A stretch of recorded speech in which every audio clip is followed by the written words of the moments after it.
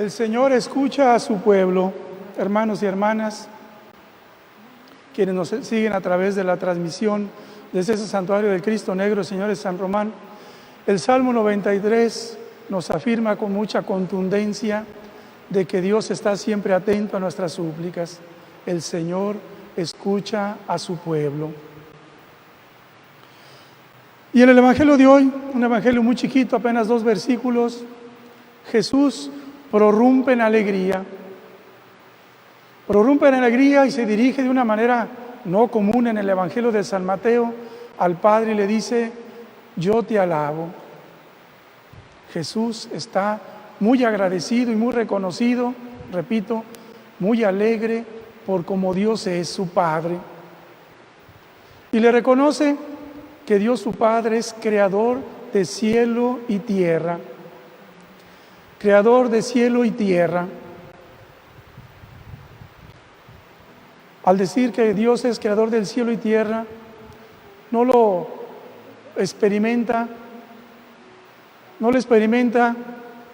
como si fuera quien hace una moto, el trabajador, el operario, el ingeniero que hace la moto, la vende y pues ¿dónde andará? Que si se chocó, que si se descompuso, que si la lavaron, que si se la robaron, ya no le interesa. Hice ya la cosa y ya no me interesa. Dios, cuando crea el cielo y la tierra, no es que se quiera desentender de su creación, sino que Él se envuelve efectivamente con la creación, porque Él cuando genera lo hace como Padre, y el Padre se involucra con su criatura. Y Jesús alaba al Padre porque es creador, porque es Padre del cielo y de la tierra. Frase que aparece al principio del credo que rezamos todos los domingos y las solemnidades. ¿Y qué es lo que Jesús alaba del Padre? Una cosa que para nosotros es una estrategia no tan lógica. Gracias, Padre, porque las cosas más importantes del reino las tienes escondidas a los que se creen sabios y entendidos, a esos que analizan todo, a esos que son como científicos, a esos que revuelven todo y le vuelven a dar, que sospechan de todo y sacan conclusiones, hipótesis y vuelven a imaginar. A esos se les esconde las cosas más importantes del reino de los cielos. Apekripsan, dice en griego, tonofón. En cambio, las cosas del reino de los cielos, que son ciertamente cosas importantes, se las devela a los pobres, a los ingenuos, a los que tienen una simplicidad y ellos entienden. Una vez, casi recién ordenado sacerdote, me tocó confesar una niña como unos 10, 11 años, en un pueblito muy chiquito, y en la confesión esta niña, con una grande capacidad de conocer y escrutar su conciencia, de ver las cosas, de identificar el pecado, pero de hacerlo con tanta serenidad y sabiduría, me dejó con la boca abierta. ¿Cómo es posible que una niña que no ha estudiado moral, que no ha estudiado Biblia, su catecismo básico, a lo mejor primera comunión nada más, tenga esa capacidad de reconocer a Dios presente en su vida, de reconocer el pecado, saberle darle su nombre de una manera tan equilibrada, tan serena, y por eso serenamente pedirle a Dios perdón de los pecados cometidos por la debilidad y fragilidad, pero con una serenidad y con una profundidad admirables. En cambio, los sabios y entendidos a veces les cuesta trabajo encontrar las cosas del reino de los cielos, a Dios mismo. ¿Dónde está Dios? ¿Dónde se escondió Dios? ¿Cómo encontrarlo? Y las crisis de fe y religiosas les abundan porque buscan querer entender a Dios, pero en la complicidad. Dios se manifiesta en lo sencillo. En el reino de los cielos se les adelantarán, y por eso Jesús dice, los más sabios y entendidos se quedan cavilando, escogitando, pensando, deliberando, sacando conclusiones, sacando hipótesis, pero no dan ese paso para ir al encuentro de Dios que se manifiesta a los simples. La Virgen María, a quien celebraremos mañana como Virgen del Carmen, nos enseña precisamente eso. Ella es la Virgen sencilla, la Virgen fiel, y por eso las cosas escondidas del reino de los cielos, ella las entendió, las aceptó y las asumió como una vocación propia. Y por eso ella misma reconoce que Dios ha sido grande porque la escogió. Pero su misión va a ser una misión de acompañarnos también a nosotros en este buscar el reino de Dios. Por eso en el cántico del Magnífica dice: de generación en generación todos reconocerán la misión de María que nos acompaña. La misión de María que nos ayuda a entender ese corazón amoroso de Dios Padre. Por eso María nos acerca más a Dios y por eso la reconocemos como medianera de todas las gracias. Aquí a mis espaldas está una imagen muy antigua, muy venerada, que ha acompañado históricamente la fe de los campechanos, el Cristo Negro Señor de San Román. ¿Y qué expresa esta imagen? El amor de Dios. El amor de Dios que nos reconcilia. Tanto amó Dios al mundo que nos dio a su Hijo Jesucristo, y Él es el origen de todas las gracias. Todo nos llega a través de Jesús, pero María es la medianera de las gracias.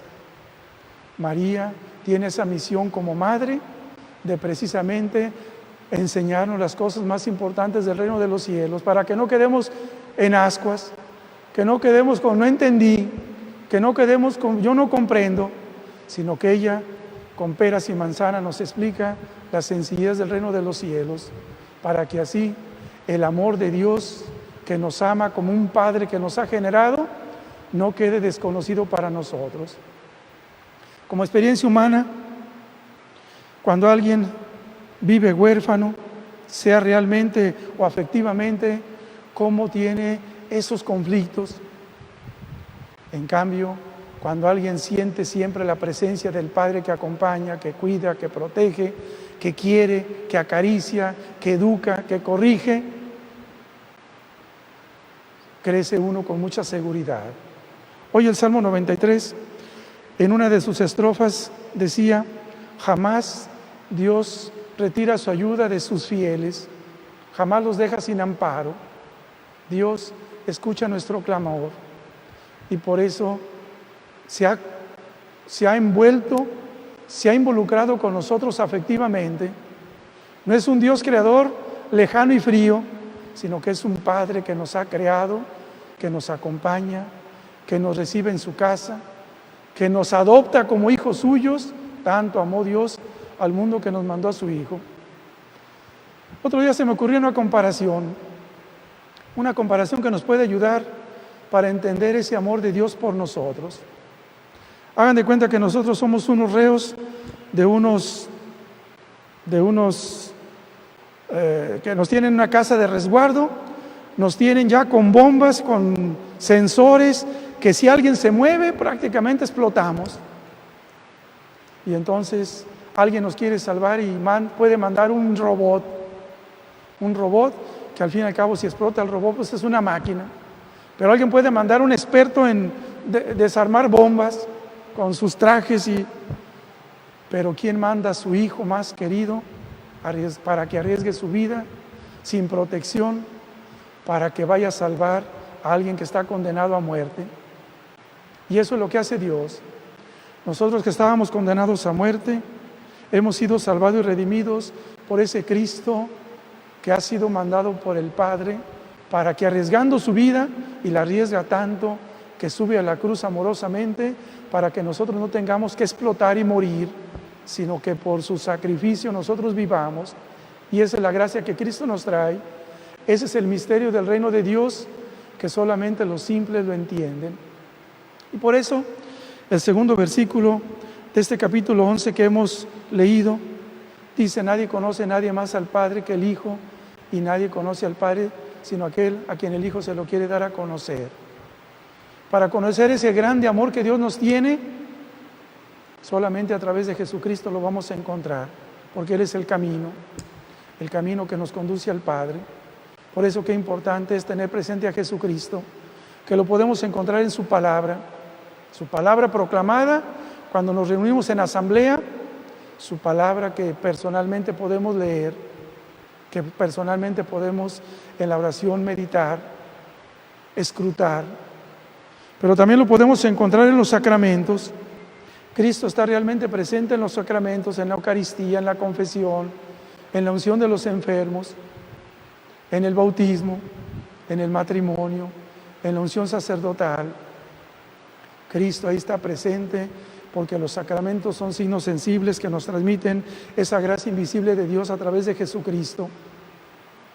Cristo está también presente en nuestra vida diaria, donde podemos ejercer la caridad y donde hacemos caridad, particularmente con los más pequeños, ahí se hace presente Cristo.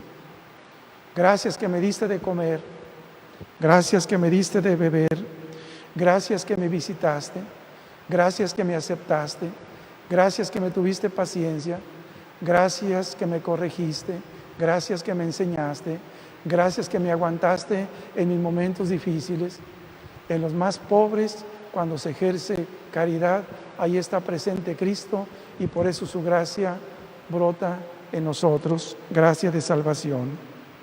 Hoy celebramos a un santo franciscano muy importante en la historia de nuestra iglesia, que prácticamente vivió en el tiempo de San Francisco, San Buenaventura, un hombre muy intelectual, pero al mismo tiempo un hombre muy espiritual.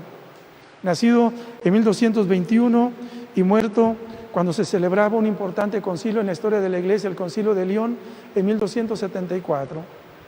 Él escribió, basado en San Agustín, un santo de 7, 8 siglos antes que él, una obra muy importante, con un método teológico muy riguroso, pero al mismo tiempo muy espiritual, Itinerario del alma a Dios. Lo que dice el Evangelio de hoy, cómo una persona puede tener un camino para llegar a Dios. Gracias, Padre, porque esto solamente a los simples y sencillos se los develas. Y ese libro, esa obra que escribió San Buenaventura, el Papa Benedicto, cuando quería ser maestro de la universidad, porque en Alemania hay que hacer una habilitación que le llaman, es decir, presentar un trabajo para ver sus competencias, no es por influencias, no es por corrupción allá los puestos de las universidades, sino que es por capacidades. Él, a sus 30 y tantos años de edad, queriendo alcanzar esta cátedra, hizo un trabajo también magnífico sobre esta obra de San Buenaventura, por ese gran aprecio que también el Papa Benedicto ha tenido siempre a San Agustín, y así conectó San Agustín con San Buenaventura y su trabajo científico para mostrar cómo el alma, cómo la persona, cómo nosotros en la vida ordinaria, pobres, mortales y frágiles, como esta niña que les platicaba, podemos encontrar a Dios, pero el secreto, nos lo enseña la Virgen María, es la simplicidad. Solamente en la simplicidad podemos reconocer al uno, que no es complicado, que no es múltiplo. Dios es uno, es simple y por eso requiere en nosotros cada vez dejar las complicaciones del pecado para encontrarnos con Él. Así sea.